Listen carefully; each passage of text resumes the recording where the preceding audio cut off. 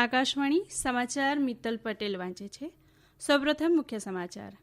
પ્રધાનમંત્રી નરેન્દ્ર મોદીએ ગઈકાલે દિલ્હીમાં બંધાયેલા સાંસદો માટેના ફ્લેટનું ઉદ્ઘાટન કર્યું છે. નાણામંત્રી નિર્મલા સીતારમણે જણાવ્યું છે કે દેશને મૂડીરોકાણનું વૈશ્વિક કેન્દ્ર બનાવવા માટે કોવિડના પડકારજનક સમયમાં પણ આર્થિક સુધારાના પગલાં લેવામાં આવ્યા છે અને તે હજુ ચાલુ રખાશે.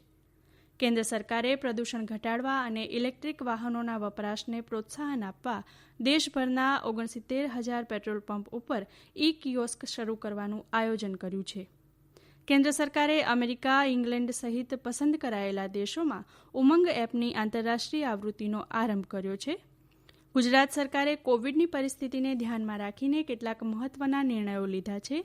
આ નિર્ણયો આજે મધરાતથી અમલમાં આવશે અને કેન્દ્ર સરકારના પેન્શન ધારકના હયાતીનું પ્રમાણપત્ર જમા કરાવવાની મુદત સરકારે આવતા વર્ષની 28 ફેબ્રુઆરી સુધી લંબાવી છે. સમાચાર વિગતવાર. લોકસભા અને રાજ્યસભાની કામગીરી વધુ ફળદાયી બની છે અને આ બાબત દેશને નવી દિશામાં આગળ વધવામાં મદદરૂપ બનશે. પ્રધાનમંત્રી નરેન્દ્ર મોદીએ ગઈકાલે દિલ્હીમાં બીડી માર્ગ ઉપર બંધાયેલા સાંસદો માટેના ફ્લેટનું ઉદ્ઘાટન કરતા આ મુજબ જણાવ્યું હતું. તેમણે કહ્યું કે 16મી લોકસભામાં 15%, જ્યારે 17મી લોકસભામાં 135% કામગીરી થઈ છે. તેમણે કહ્યું કે બધા જ પક્ષોના સાંસદોએ લોકસભાની કામગીરી સરળતાથી ચાલે તેમાં યોગદાન આપ્યું છે. બીડી માર્ગ ઉપરના 80 વર્ષથી જૂના બંગલાઓના સ્થાને સાંસદો માટે 76 ફ્લેટ તૈયાર કરવામાં આવ્યા છે. મંજૂર કરાયેલી રકમ પૈકી 14% રકમની બચત કરીને બનાવાયેલા ફ્લેટ પર્યાવરણની દ્રષ્ટિએ મહત્વની સુવિધાઓ ધરાવે છે. આ ફ્લેટ સંકુલમાં વરસાદી જળના સંગ્રહની વ્યવસ્થા કરાઈ છે. એવી જ રીતે ઓછી વીજળી વપરાતા એસી, એલઈડી લાઇટ, ફ્લાય એશમાંથી બનાવેલી ઈંટો, ફ્લેટની છત ઉપર સોલાર પેનલ જેવી સુવિધાઓ ઉપલબ્ધ કરાવવામાં આવી છે. લોકસભા અધ્યક્ષ ઓમ બિરલા આ પ્રસંગે ઉપસ્થિત રહેશે. દેશને મૂડીરોકાણનું વૈશ્વિક કેન્દ્ર બનાવવા માટે કોવિડના પડકારજનક સમયમાં પણ આર્થિક સુધારાના પગલાં લેવામાં આવ્યા છે અને તે હજુ ચાલુ રખાશે. નાણામંત્રી નિર્મલા સીતારમણે ગઈકાલે ભારતીય ઉદ્યોગ મહામંડળ CII દ્વારા આયોજિત બેઠકમાં આ મુજબ જણાવ્યું હતું. તેમણે કહ્યું કે નાણાં ક્ષેત્રને વધુ વ્યવસાયિક બનાવવામાં આવી રહ્યું છે અને ડિસઇન્વેસ્ટમેન્ટ એટલે કે સરકારી મૂડીરોકાણ પાછું ખેંચવાની પ્રક્રિયા યથાવત રખાશે. વેરા ક્ષેત્રે સુધારા અંગે બોલતા તેમણે કહ્યું કે ટેકનોલોજીની મદદથી ફેસલેસ એસેસમેન્ટ જેવી સુવિધાઓ શરૂ કરીને વેરા ચૂકવવાની પ્રક્રિયા સરળ બનાવવામાં આવી છે. એવી જ રીતે કોર્પોરેટ વેરો પણ ઘટાડવામાં આવ્યો છે. કેન્દ્ર સરકારે પ્રદૂષણ ઘટાડવા અને ઇલેક્ટ્રિક વાહનોના વપરાશને પ્રોત્સાહન આપવા દેશભરમાં 69,000 પેટ્રોલ પંપ ઉપર ઈ કિયોસ્ક શરૂ કરવાનું આયોજન કર્યું છે. કેન્દ્રીય માર્ગ પરિવહન મંત્રી નીતિન ગડકરીએ વર્ચ્યુઅલ બેઠકને સંબોધતા જણાવ્યું હતું કે પ્રદૂષણ ઘટાડવાની ઝુંબેશમાં સહકાર વધારવા ઓટોમોબાઈલ ઉદ્યોગે આગળ આવવું જોઈએ. તેમણે ઇલેક્ટ્રિક વાહનો ઉપરનો GST ઘટાડીને 5% કરવા સહિત સરકારે ઇલેક્ટ્રિક વાહનોના ઉપયોગને પ્રોત્સાહન આપવા લીધેલા પગલાંની વિગતો આપી હતી. તેમણે કહ્યું કે કેન્દ્ર સરકાર આગામી 5 વર્ષમાં ભારતને વાહન ઉત્પાદનનું કેન્દ્ર બનાવવાની નેમ ધરાવે છે. આ પ્રયાસોથી આત્મનિર્ભર ભારત અભિયાનને બળ મળશે. સર્વોચ્ચ અદાલતે ગુજરાત સહિત દિલ્હી, મહારાષ્ટ્ર અને આસામની રાજ્ય સરકારોને પોતાના રાજ્યોની કોવિડ-19ની વર્તમાન સ્થિતિ તેમજ આવનારા મહિનાઓમાં વધતા સંક્રમણને અટકાવવા લીધેલા પગલાં અને આગોતરી તૈયારીઓ અંગેનો અહેવાલ અદાલતને સુપ્રત કરવા જણાવ્યું છે. ન્યાયમૂર્તિ અશોક ભૂષણની અધ્યક્ષતાવાળી પીઠે આ રાજ્યોમાં કોવિડ-19ની વણસતી જતી પરિસ્થિતિ અંગે ચિંતા વ્યક્ત કરી છે. અદાલતે જણાવ્યું હતું કે ગુજરાત, દિલ્હી અને મહારાષ્ટ્રમાં નવેમ્બર માસમાં કોવિડ-19ના કેસમાં વધારો થયો છે. સર્વોચ્ચ અદાલત ખંડપીઠ દ્વારા કોવિડ-19 મહામારી દરમિયાન અવ્યવસ્થા અને મૃતદેહોની અદલાબદલી જેવા મુદ્દે કરાયેલી સુઓ મોટો અરજી પર સુનાવણી થઈ હતી.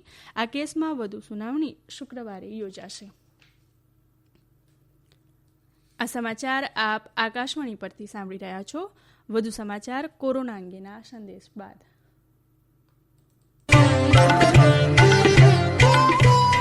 કોવિડથી બચવાના મહત્વપૂર્ણ 3 ઉપાય: માસ્ક પહેરો, 2 ગજનું સલામત અંતર જાળવો અને હાથ સાફ રાખો.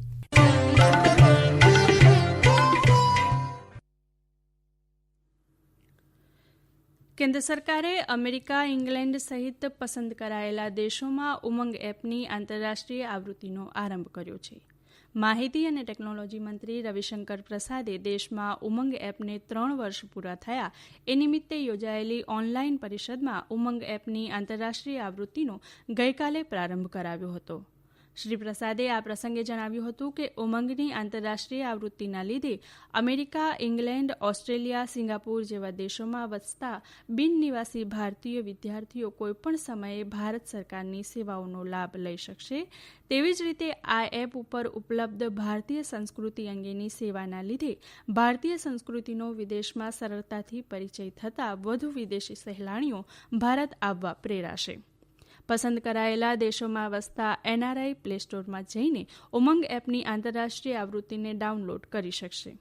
ઉમંગ એપ દ્વારા કેન્દ્ર અને રાજ્ય સરકારના વિવિધ વિભાગોની સેવાઓ સંયુક્ત રીતે સલામત રીતે વિવિધ ભાષાઓમાં ઉપલબ્ધ થાય છે.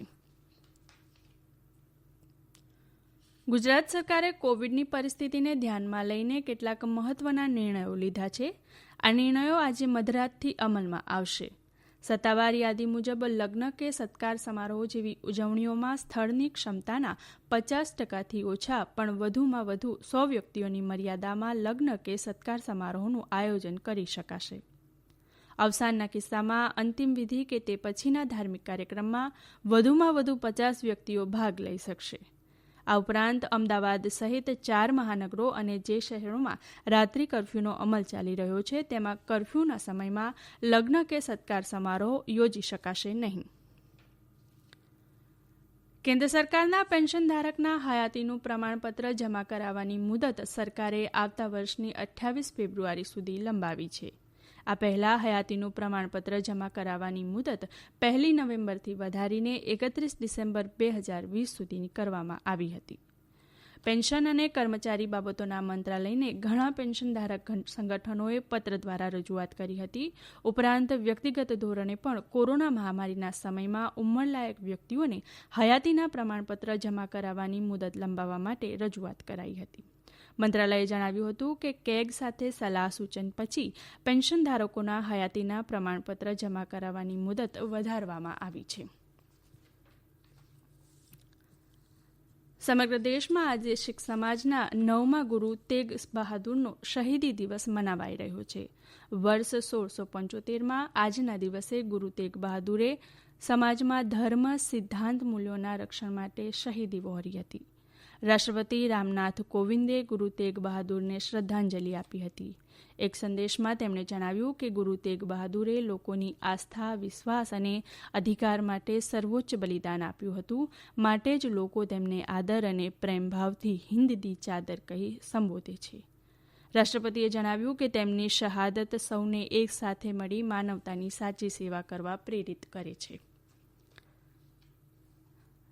દેશમાં છેલ્લા 24 કલાકમાં કોવિડના 42,131 દર્દીઓ સાજા થતાં કોવિડને માત આપનારાની સંખ્યા 86,03,575 થઈ છે. આજના સમયગાળામાં કોવિડના નવા 37,410 કેસ નોંધાતા કોવિડના કુલ કેસોની સંખ્યા 91,77,000થી વધુ થઈ છે. હાલ રાજ્યમાં કોવિડના 4,37,815 એક્ટિવ કેસ છે. છેલ્લા 24 કલાકમાં કોવિડના 481 દર્દીઓના મોત થતાં કુલ મૃત્યુઆંક વધીને 1,34,254 થયો છે. ગુજરાતમાં અમદાવાદ, સુરત, વડોદરા અને રાજકોટમાં રાત્રિ કર્ફ્યુનો અમલ ચાલુ રખાશે. અમારા સંવાદદાતા જણાવે છે કે છેલ્લા 24 કલાકમાં કોવિડના 1,234 દર્દીઓ સાજા થતાં અત્યાર સુધીમાં કોવિડને માત આપનારાની સંખ્યા 1,81,187 થઈ છે. તેવી જ રીતે કોવિડના કુલ કેસોની સંખ્યા 1,98,899 થઈ છે. ગુજરાતમાં અત્યાર સુધીમાં 73,04,000 પરીક્ષણો કરવામાં આવ્યા છે. અંતમાં મુખ્ય સમાચાર ફરી એકવાર. પ્રધાનમંત્રી નરેન્દ્ર મોદીએ ગઈકાલે દિલ્હીમાં બંધાયેલા સાંસદો માટેના ફ્લેટનું ઉદ્ઘાટન કર્યું છે. નાણામંત્રી નિર્મલા સીતારામણે જણાવ્યું છે કે દેશને મૂડીરોકાણનું વૈશ્વિક કેન્દ્ર બનાવવા માટે કોવિડના પડકારજનક સમયમાં પણ આર્થિક સુધારાના પગલાં લેવામાં આવ્યા છે અને તે હજુ ચાલુ રખાશે. અને કેન્દ્ર સરકારે પ્રદૂષણ ઘટાડવા અને ઇલેક્ટ્રિક વાહનોના વપરાશને પ્રોત્સાહન આપવા દેશભરના 69,000 પેટ્રોલ પંપ ઉપર કિયોસ્ક શરૂ કરવાનું આયોજન કર્યું છે. આકાશવાણી પરથી સમાચાર પૂરા થયા.